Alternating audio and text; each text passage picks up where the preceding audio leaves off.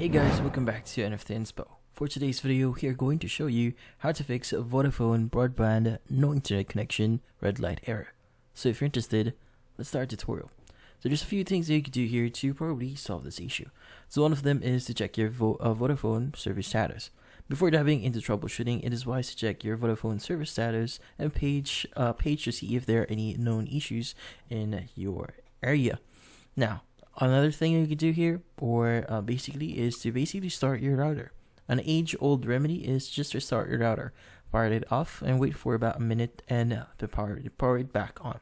This simple step can often reset your connection and clear up any minor glitches. Now, next thing you want to do here, if that doesn't work, is to inspect cables and connections. Ensure that all cables connected to your router is securely plugged in and in good condition.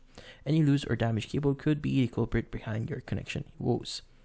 Now, another thing you can do here is to do a factory reset. If the simple restart doesn't do a trick, you may need to perform a factory reset on your router. So this can often resolve deeper issues, though it will erase any custom settings you've configured. Finally, if no steps actually work, you need to contact Vodafone support.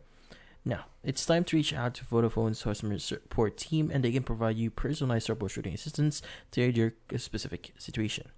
And that's about it. So hopefully this video was able to help you. Like and subscribe to NFT Inspo. Thank you for watching.